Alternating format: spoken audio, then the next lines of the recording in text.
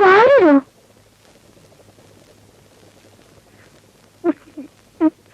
വാരെന്താ കഴിക്കുന്നേ? ചിക്കനോ?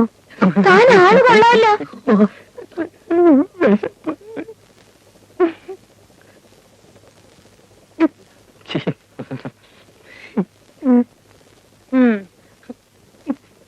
താനല്ലേ പറഞ്ഞത് ഈ വീട്ടിൽ മത്സ്യമാംസം വെക്കത്തില്ലെന്ന്? എന്നിട്ട് താനെന്താ കഴിക്കുന്നേ? ഞാൻ ആന്റിയോടും ചോദിക്കട്ടെ. എന്റെ പൊന്നു ചതിക്കരുത്, ഇക്കാര്യം പുറത്ത് ആരോടും പറയരുത്. അല്ല ഇതെന്താ വെന്തിയോ? ഇതാരുടെ? എന്റെ. സത്യം പറയണ താനാരാ? പറയാ, ഞാൻ വാര്യരല്ല, സത്യക്രിസ്ത്യാനിയാ. പേര് വക്കച്ചൻ, വീട് നരണം. ക്രിസ്ത്യാനിക്ക് എങ്ങനെ നായർ വീട്ടിൽ ജോലി കിട്ടും? ഒരു ജോലി കിട്ടാൻ വേണ്ടി ഞാൻ പകല് വെന്തിങ്ങ ഊരി വെച്ച് പൂണൂലിടും. രാത്രി എല്ലാരും ഉറങ്ങി കഴിയുമ്പോ പൂണൂൽ ഊരി വെച്ച് വെന്തിങ്ങ ഇടും. പിള്ളകുട്ടി പരാധീനക്കാരനാണ്. കുഞ്ഞെന്റെ വാര്യരുദ്യോഗം വാരിക്കളയരുത്.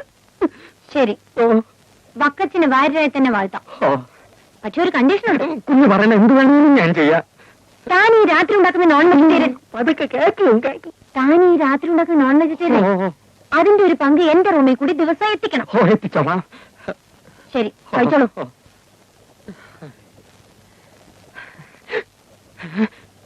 കുഞ്ഞേ, എന്താടോ? എന്റെ ചിക്കൻ വെന്തിങ്ങി കൊച്ചമ്മ അറിയരുതേ. ഇല്ല.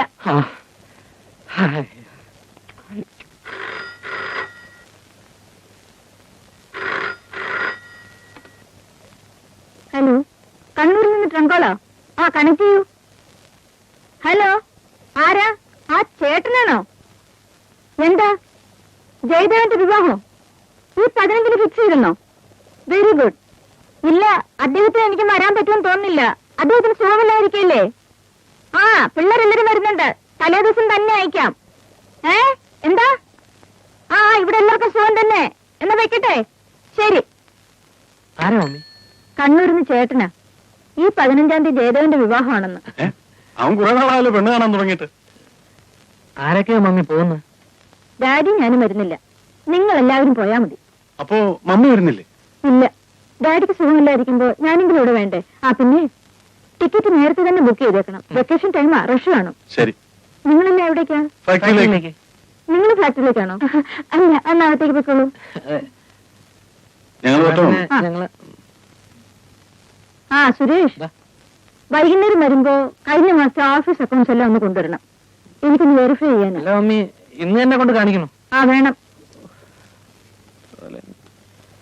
അതോടെ ഊണ് വെളിയിൽ തന്നെ.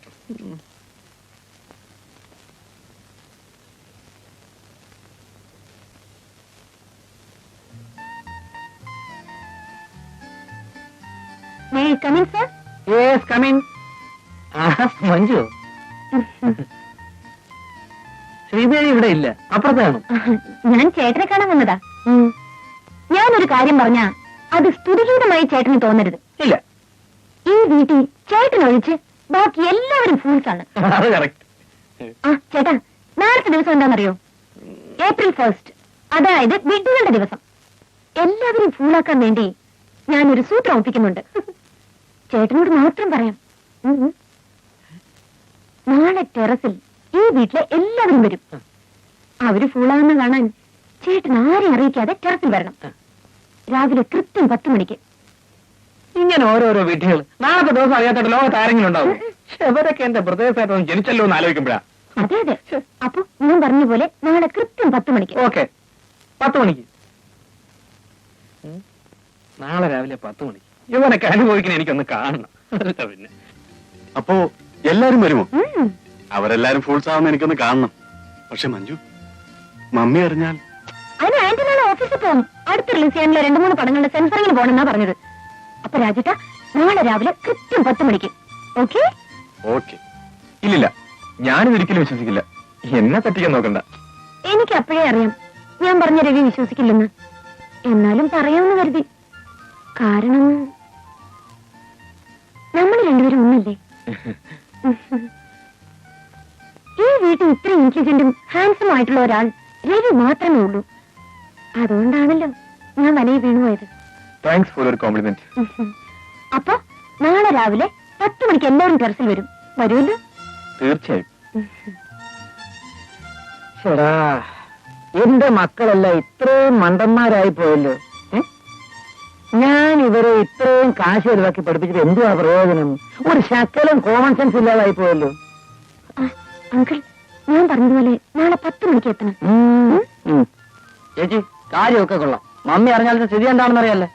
അവസാനം ചേച്ചിയും കൂടെ കാലു മാറി കഴിഞ്ഞാൽ പിന്നെ എന്റെ അഡ്രസ് പോലും കാണൂല. ഒന്നും സംഭവിക്കില്ല. ഡാൻസ് പഠിപ്പിക്കാനെന്ന് പറഞ്ഞോണ്ടാ ഞാൻ കൂടി നിൽക്കുന്നത്. നിന്റെ ഒരു ഡാൻസ് എന്നെ മമ്മൂട്ടിയായി തരാന്ന് പറഞ്ഞ ഒരു കാര്യം നടന്നില്ല. രണ്ടുപേരുടെ കാര്യം ഞാൻ ഏറ്റു. പക്ഷെ നാളത്തെ കാര്യം ഒരു കുഞ്ഞു പോലെ അറിഞ്ഞു പോരുത്. ചേച്ചി,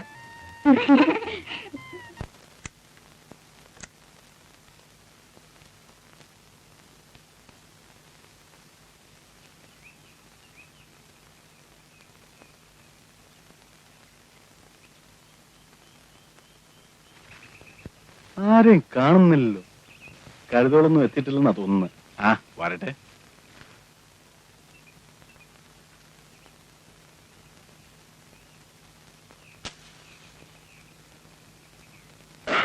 ഡാഡി, നീ ഞാൻ കാലത്തെ ഒരല്പ കാറ്റുവെള്ളം വന്നാ. രാവിലെ ഇത്തിരി കാറ്റുള്ളത് നല്ലതാ. അല്ല, നീ എന്തിനാ ഇങ്ങോട്ട് വന്നത്? ഞാനിപ്പോ ഇങ്ങനെ എന്താ രണ്ടുപേരും ഇവിടെ? നീ ഇവിടെ ഇപ്പൊ എന്തിനു വന്നു? ഞാൻ കുറെ ദിവസം ടെറസിന്റെ മുകളിലേക്ക് വന്നിട്ട് ചുമ്മാ ഇവിടെയൊക്കെ എങ്ങനെയുണ്ടോ നോക്കാൻ വേണ്ടി വന്നതാ.